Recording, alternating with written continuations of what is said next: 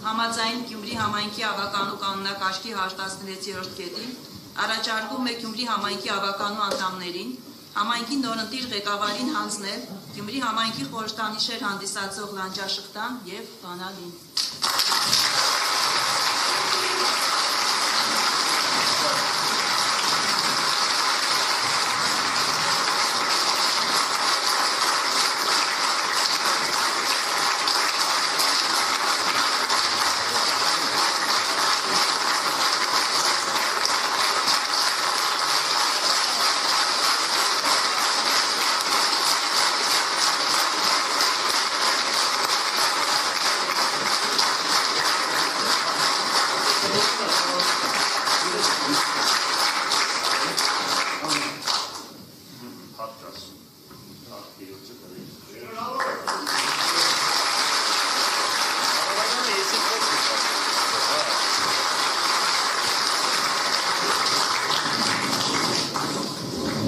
Տեսնում եք ինչ զինանշան են պատրաստել տվել։ Հեղինակը հատուկ ես եմ այս զինանշանի։ Ուզում եք ասեմ, թե ինչ է նշանակում իրանից։ Լավ, ոչինչ։ Մնա իմ խոսքս ասեմ, հետո կասեմ։ Սիրելի ներկաներ, հարգարժան թեմի առաջնորդ, պատգամավորներ, Ռուսաստանը ներկայացնող 102 բազայից և կոնսուլն է այստեղ, տավարիշ կոնսուլ, господин կոնսուլ, я по-коммунистически говорил, տավարիշ, նա։ Մի խոսքով բոլոր ներկաներ, ես հայերեն եմ ասում, ուրեմն մի քանի բան եմ ուզում այսպես ասել, հետո որոշակի ընդհանրապես իմ ելույթները, իմ խոսքը ես չեմ կրում, ես իմ մտքով Աստված ինձ թելադրում է, ես ասում եմ, բայց մի քանի բան այստեղից ուզում եմ ընթերցել, մինչև սրան ընթերցելը մի քանի բան ուզում եմ ասել։ Այո, շատ ծանր աշխատանք է սա։ Եթե մարդկային խելքով մտածում ես, ես ասել եմ, նորից ուզում եմ կրկնվել։ Ուրեմն այս հասակի մարդը իրավունք չուներ գար նորից մտներ այս հսկայական ծանր լծի տակ 13 տարի աշխատելուց հետո։ 13 տարի աշխատել և այդ զրկանքները հանուն քաղաքի, որ իմ նկատմամբ ու մեր տղաների նկատմամբ, որ արեցին ճանապարհին թափվան ավազակները և այդ մահափորձը կազմակերպեցին և ամոթ այսօրվա և նախկին ղեկավարությանը, որ մինչև այսօր այդ գործը բացահայտված չէ։ Եվ այդ հզոր տղեկը, որ այստեղ իրենց թոռները, երեխաները նստած են ու շատերը ինձ են լսում,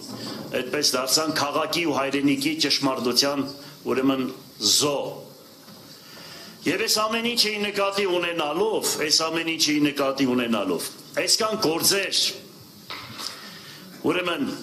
իրանցից դուրս ասեմ, ուրեմն այդպես ներկայացնելով, որ իմ ձայնս փակեն, ես նորից առաջադրել եմ իմ թեկնածությունս։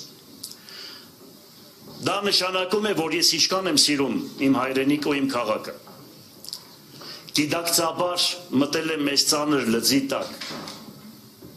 Հավանական է սա եզան լուծն է, եթե աշխատում է մարդը։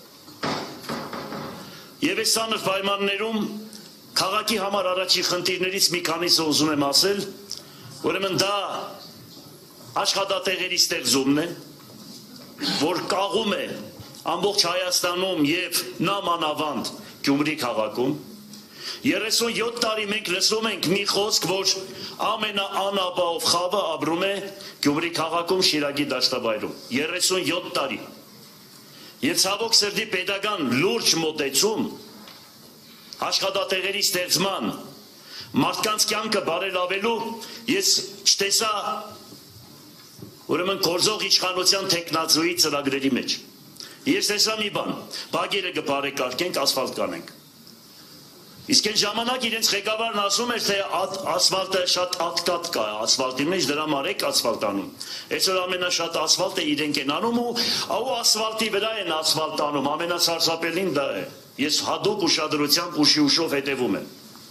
Լավ, չեմ ուզում ես հիմա դրան շատ անդրադառնալ, բայց ինչ եմ ուզում ասել։ Համար առաջինը Գյումրիին պետք է աշխատատեղ, որը ցավոք սրտի 12 միլիարդ դոլար վերցրել են, բայց 12 աշխատատեղ չեն ստեղծել։ Դրսից։ Երկրորդը դա բնակարաններն է, որ ասենք, պատկերացրեք 37 տարի մարդիկ մնացել են այդ տնակների մեջ։ Ցավում եմ, որ այն ժամանակ, երբ որ Խորհրդային Միությունը կառուցում էր բնակարանները 58 թաղամասում եւ այդ ամեն տեղը, ՀՀՇ-ի պարագլուխներն ասում էին, թե մենք մեր ձեռքով մեր տունը պիտի կառուցենք, եւ եկան այստեղ ռուսներին այստեղից դուրս հանեցին, եւ մեր ձեռքով մեր տունը կառուցելը տևեց 37 տարի։ Ուրեմն այն ժամանակվա ռուսների թողած այդ շին մատերիալով եւ ամեն ինչով կարելի էր երկու Հայաստան կառուցել եւ այդ եկած օգնություններով։ Չեմ ասում, որ գործարանները համալրվել էին 21-րդ տարի ամենաժամանակակից մեր կենասարկավորումներով եւ ցավոք սրտի պետության աչքի առջև ինչ որ մի հատ տնորեն, սուտ տնորեն, Քավության նոխազը այդ ժամանակվանից մինչև հիմա սուտ տնորենների անունն են տալիս մեկի քաղաքապետերի, որովհետև ուրեմն Քավության նոխազը իրենք են հանդիսանում։ Ուրեմն ամբողջությամբ վաճառեցին Թուրքիա, Պարսկաստան եւ դրսում վաճառվեցին։ Ոչ մի մեկենասարկավորում չմնաց, գործարանները անդերուտուս մնացել է, պատկերացրեք հսկայական Գուլբան Ասկեղենի գործարանը, որ պահում էր ամբողջ համամիութենական նշանակություն ունեցող գործարանները, այսօր ինչ որ մի հոգի ասենք սեփականաշնորհել է, պետությունը չի կանչում, ասում թե գիտեք ինչ կա, ես ինչով օգտակար լինեմ, ինչ վարկեր տրամադրեմ ձեզ, որպեսզի կարողանաք աշխատատեղեր ստեղծել։ Մոսկվայից ու դրսից մարդիկ եկել են այստեղ գործարան են բացել, հենց այդ գործարանի մեջ տարածքները վերցրել են, ուրեմն արտադրանք են աշխատատեղ են ստեղծել, բայց պետությունը չի կանչում, չի զգաստացնում մարդկանց։ Չի կանչում, չի օգնում, որովհետև բանկային մի համակարգ կա։ Բանկային, որ ասենք դա կործանման, որ երկիրը, որ բանկերը 18-ից 25%-ով վարկեր են տրամադրում, ուրեմն գիտեցեք, դա երկիրը տանում է կործանման։ 0,25% գումարները վերցնում են, իրանց ընտանիքների մեջ բաժանել են, բանկեր են ստեղծել, բոլորի ժողովրդի վրա 18-ից 25%-ով վարկերը տրամադրում են։ Հիմա էլ ուզում են սահմանը բացել Թուրքիայի։ Թուրքիայի սահմանը, որ բացեցին, Թուրքիայում վարկերը 2-ից 4% է։ Բացի դրանից գործարարներին տալիս են 1% կամ ընդհանրապես տոկոսներ չեն վերցնում։ Եվ հիմա այդ գործարարները 2%-ով վարկերը վերցրած 25%-ով Հայաստանի գործարարները։ Դուք պատկերացնում եք ինչ որ կա փակվելու է։ Այդ պետությունը մոդիկ չի գալիս, իրանց համար այդ հարցերը նշանակություն չունի, ընկել են սդից, հադիկ, ջիպ, չգիտեմ կատլետ, հետ եք վերադարձնելու, այդ սկզբունքին արդեն հասկանալի է ամեն ինչը։